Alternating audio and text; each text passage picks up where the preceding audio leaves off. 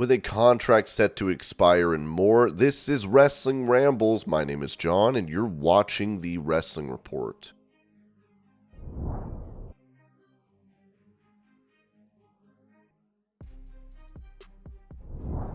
Talking about his upcoming match at WrestleMania 40, Damian Priest had this to say to Steve Fall of WrestlingNews.co. I know, absolutely. The goal is to have a match. You don't just want to show up. The last two WrestleManias, they did hurt a little bit, I'm not going to lie. I'm happy I get to be on this one, but then it's like, well, hey, you're going to face 5 other teams in a ladder match. I was like, cool, this is going to hurt. Although, I am excited I get to hurt a lot of different people. This is going to be one we're looking for as far as like, we want it to be one of those type of ladder matches at WrestleMania that you talk about. You remember that ladder match at this WrestleMania with those people? That's what I want. We've had them. They're iconic. We know which ones stand out, but we want to be part of that conversation. I don't know who's in the match yet, but just surveying the land, it's very possible this is going to be a banger. Everyone's going to show out. It's WrestleMania, so everyone's going to show out anyway. With the talent that we have now and the teams available, I think it could very easily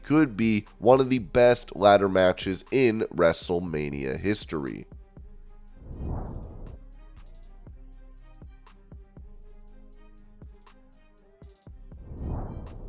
After Bryan Danielson issued a challenge to him to face off in a trilogy bout, Zack Sabre Jr. responded in an interview with NJPW1972.com. Obviously, wrestling Bryan Danielson the first time changed my whole career, and I'd come to terms that we'd never wrestle again. To have those matches back to back essentially meant so much to me, because he's the only one in the world I can wrestle that kind of a match with. It's bittersweet because if Osaka was the last time we wrestled, it could potentially be the end of that style. I hope one day somebody will be as passionate about that style as me, but for now, maybe international waters. But I'd love to do it 2 out of 3 falls rubber match around the world, somewhere that's not a New Japan Pro Wrestling or All Elite Wrestling ring. A match like this can go to every continent. I'm not sure how big wrestling is in Antarctica, but still.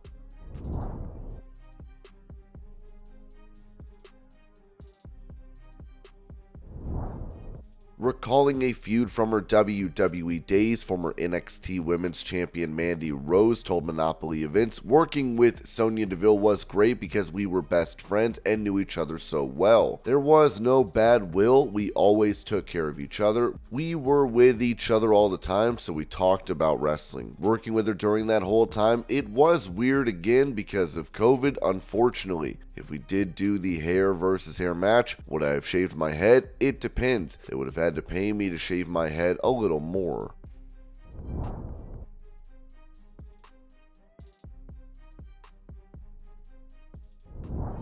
Discussing the debut of AEW in 2019, Bryan Danielson said this at a panel for South by Southwest. I see Cody Rhodes wrestling Penta on Dynamite, and he does a top rope Hurricane Rana. Both men are standing on the top rope, and Cody jumps and puts his legs on Penta's shoulders and flips him off the top. Knowing Cody, at first I was like, holy this is what Cody is doing now? This is what you have to do. My reference point for that was not, this is what AEW guys are doing. My reference point was, I don't know if I can hang. That was the thought. Going back to the awareness in WWE at the time when AEW started, everybody was aware. Different people had different takes on it. The same thing whenever there is some kind of challenge or a startup happening. You have some people who want them to fail right away, just to prove whatever it is. There's only one way to do this and that sort of thing. Most of the wrestlers wanted AEW to succeed. That's better for everybody. You look at any industry, if there is just one on top and there is no competition, that's not good for talent. That's not good for people working on the creative side. It's not good for a lot of people. For a lot of us, we were watching and hoping that it would succeed. Little did we know, any of us 4 years in, they'd sell 81,000 tickets to Wembley. Everyone was watching it and everybody had different opinions.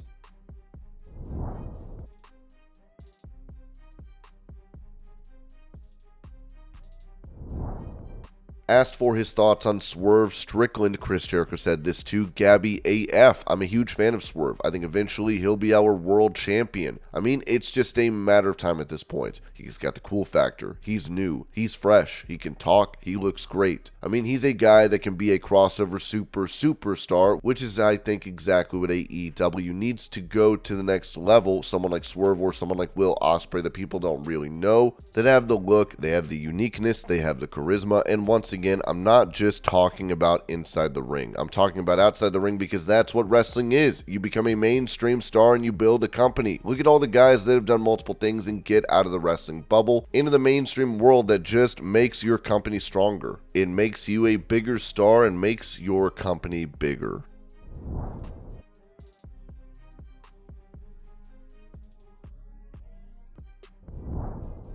Following his departure from New Japan Pro Wrestling and signing with AEW, Will Ospreay had this to say regarding NJPW's potential next star, telling Talk Is Jericho, "I'm very curious who they're going with. I guess they're going to go with ZACK SABRE Jr. now. I think that's the right decision. The guy is nearly fluent in Japanese. That's the best thing about it. Finley is getting a push, deservedly so. He works extremely hard. Even the War Dogs, Gabe Kidd, Alex Coughlin, and Clark Connors, they have guys ready to go. Yotosuji is there. Shota is there. They have guys ready to go. I'm hoping people don't give up on the product. I still want people to be invested in New Japan and enjoy the shows. Jack Perry is going over there, so AEW is still supporting them. That's what you want in a relationship. You want to be able to know, even though these guys are coming over here, not only can we come back and do spot shows with New Japan, we'll give you some of our guys to make sure the relationship is all good."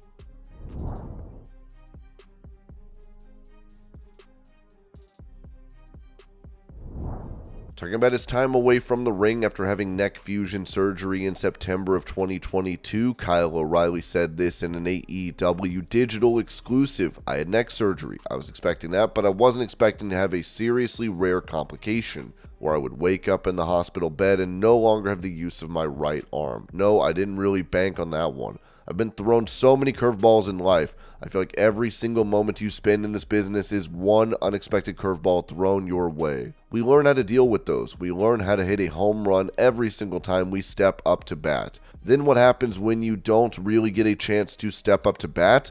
So that's kind of where my mind has been for the last 2 years. I don't know. I really didn't know if I was going to wrestle again. For a long while, I was pretty damn sure that in June 2022, my match with Jon Moxley was the last match of my career, and I was okay with that. I really was. If I could just get my arm back and I can brush my teeth again, I can wipe my ass like a normal human again, and I can take care of my daughter and be a father, that's really all that I was focused on. That's all that mattered. It took a long time to get any of that back. I couldn't move my arm for damn near 10 months, but it just had a lot of support, man. So many of the boys reached out, so many fans wishing me well and hoping to see me wrestle again. The fact that one person, anyone in the world, wanted to see Kyle O'Reilly in the ring again, one person that gave a damn about me, that was enough motivation that I would ever need in this lifetime or the next. I'm a kid that had type 1 diabetes that's from Canada, that was told he could never pursue a career in wrestling and somehow was able to. So I have that with me, that shred of confidence. I know I'm a good wrestler. I know I'm a damn good wrestler. I know I'm technically proficient. I know deep down I can still go in my mind. If the body can hold up, that remains to be seen. We'll have to see. We'll have to see what happens when that first crack on the mat and my body hits and all the air just shoots out of your lungs, how I'll be able to recover.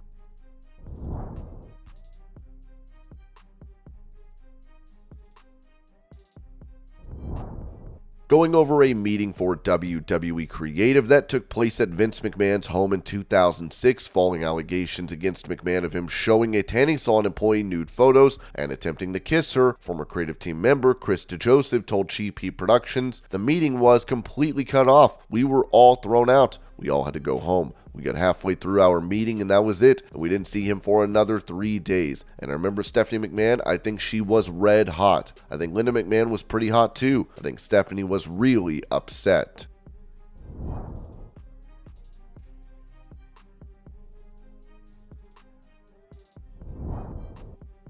Given Matt Hardy's contract with AEW is expiring this month, this was said on his podcast regarding an update on his status with the company. Nothing really new, no updates to be given, just still conversing, still in the midst of negotiation, figuring out what's going on. So no real updates on that, but thank you guys for asking and giving a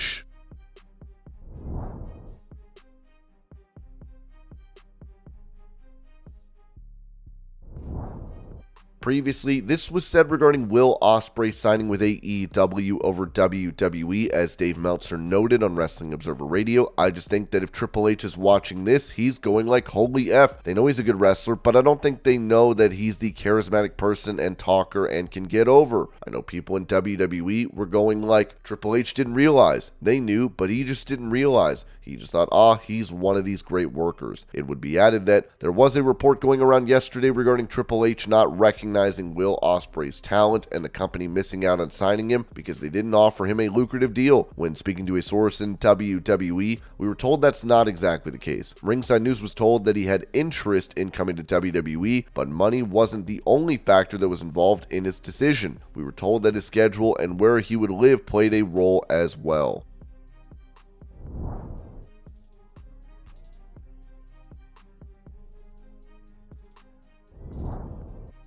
Taking to X, The Rock posted a clip and said this: a message from the hottest heel pro wrestling has seen since the 80s. Mama Rhodes, you're now in The Rock's crosshairs. Your son's blood will be on The Rock's belt that I will personally deliver to you at WrestleMania. I'm going to put a whooping on that boy in front of his mama, so don't go crying in front of the world when I do, People's Champ. Here's the video.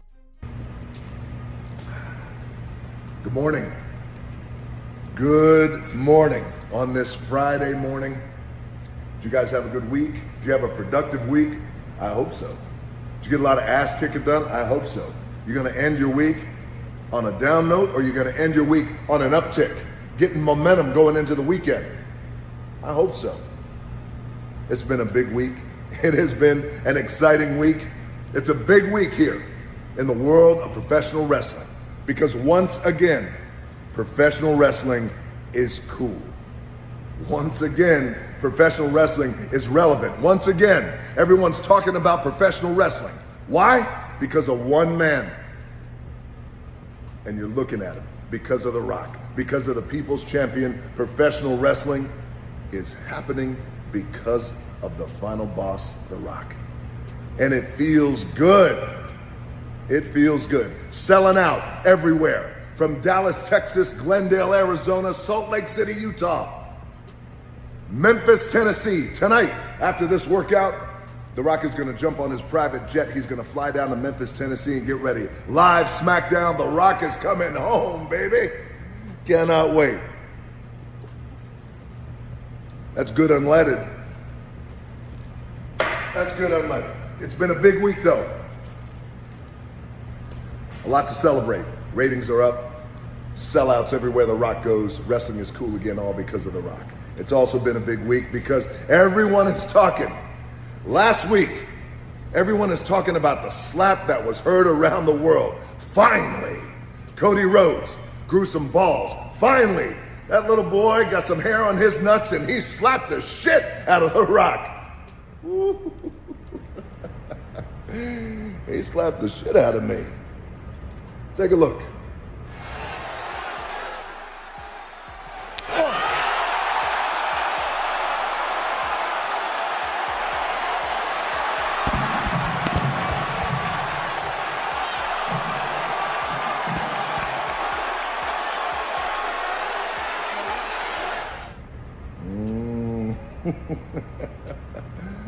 Well done, Cody Rhodes. The Rock has been waiting for you to man up, giving him a challenge that's worthy of the great one. Ooh, that was a good slap too. What did The Rock do? He didn't pretend like he was angry. He didn't get a bunch of goofs and jabronis trying to hold him back. No. The Rock took your slap like a man. As a matter of fact, The Rock started smiling. Yeah, because The Rock likes pain. But that's a whole other conversation. And Cody Rhodes, The Rock couldn't wait. The world couldn't wait to see how you were going to react and respond after that Friday slap. On Monday Night Raw, 2 days later, what were you going to do? And you get on Monday Night Raw, you get in the middle of that ring, the world is watching, and here's what you did. Here's how you responded to the biggest moment of your career when you slapped The Rock. Take a look. My mother. She's the only one I got left. And I can't hand it to Dusty Rhodes, but I certainly can hand it to Michelle Rubio.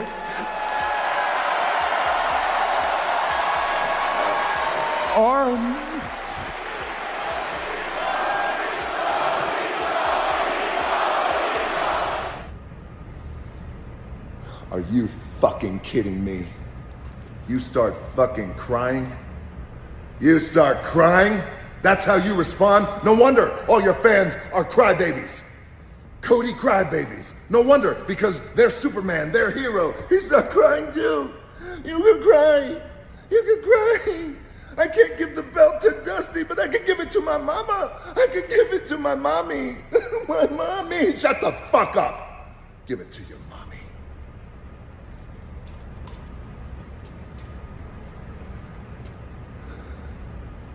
Cody.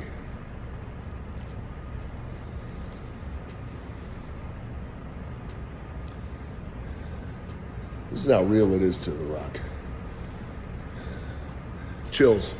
This is how real it is to The Rock. You ain't giving the title to your mama. You ain't giving that title, the Universal title, to your mama. That title is going to remain around the waist of Roman Reigns. But here's what's going to happen at WrestleMania. And The Rock wants your mama to have a front row seat. Mama Rhodes, The Rock is talking to you. Yeah. Now you're in The Rock's crosshairs. Here's what's going to happen. Mama Rhodes, you're not going to get the Universal title handed to you on night 2 of WrestleMania. No. You're going to get a title handed to you. You're going to get a belt handed to you. It's going to be The Rock's belt. It's going to be something like this. Something like this. Leather. Brahma bull. Blood. Sweat. Respect. The blood part, that's going to be your son's blood. It's going to be all over this belt. I'm going to take this belt, Mama Rhodes, and I'm going to whoop your son. I'm going to whoop him like a dog. I'm going to whip the piss out of him. I'm going to whip the blood out of him. I'm going to get all his blood on this belt and all his sweat on this belt is what I'm going to do. I'm going to whoop him and whoop him and whoop him and whoop him in front of the world. Now I'm going to take this belt, Mama Rhodes, full of your son's blood, and then I'm going to hand it to you in front of the world. And I'm going to say, here you go, Mama Rhodes. You're going to be crying just like your son, just like all of his Cody Crybaby fans, because you're all a bunch of crybabies. You're going to be crying. Why are you so mean to my son, Rock? Give you this belt, Mama Rhodes. And I'm going to say, Mama Rhodes, here's your belt. Now down is the direction you can sit. I'm gonna look at your son who's gonna be in the middle of the ring bleeding, crying. Look at all his Cody Crybaby fans and tell them off is the direction you can fuck. And that's how you end a story. And that is how Cody Rhodes, your story is gonna end at WrestleMania, boy. Crying in a pool of your own blood, this belt sitting in your mama's lap. And Mama Rhodes, don't worry. There's 2 things that you could do about it. Nothing like it. Cody Rhodes at WrestleMania, your story is gonna end courtesy of Roman Reigns and courtesy of your nightmare. The Rock, the final boss. If you smell what The Rock is cooking. Mama Rhodes, don't go crying too much now.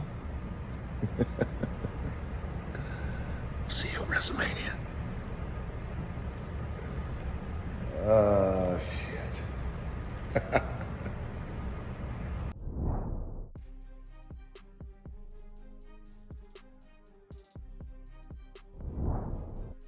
On his Hall of Fame podcast, Booker T noted how he nearly had an altercation with CM Punk at the NXT tapings.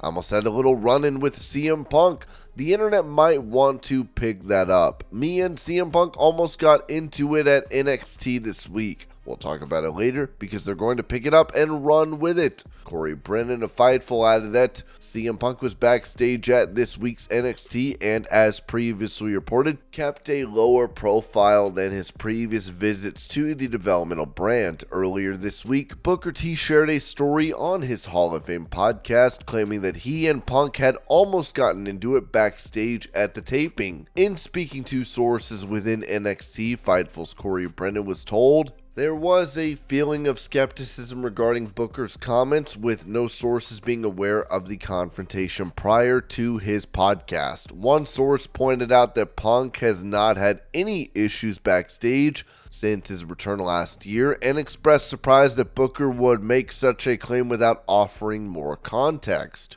Security was also not made aware of any such confrontation, with no talk of such an incident." In addition, NXT sources told Fightful's Sean Ross Sapp that Punk has been very helpful and open to lending a hand anytime he's been backstage at NXT since his return to WWE. Punk was said to be in good spirits at the taping and largely kept to himself, outside of speaking with Shawn Michaels, Matt Bloom, and a few members of the NXT roster. One talent Fightful spoke with flat out denied the incident taking place, pointing out Booker's previous claims of heat between he and Corey Graves that turned out to be false. There was a sense of frustration from those Fightful spoke to that Booker would make such a claim about Punk, given Punk's history with backstage altercations.